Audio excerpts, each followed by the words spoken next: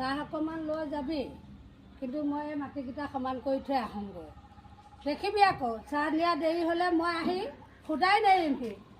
মই এই মাটিকণ এইকণ চুকি লওঁ। অঁ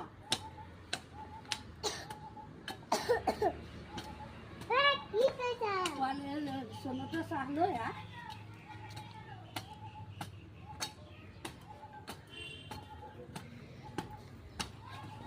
চাহ পালেহিনে? চাহ পালেহিনে? চাহ হা এতিয়ালৈকে চাহ আহি পোৱাহি নাই। হা এই ঘৰত মানুহে কি কৰিছে?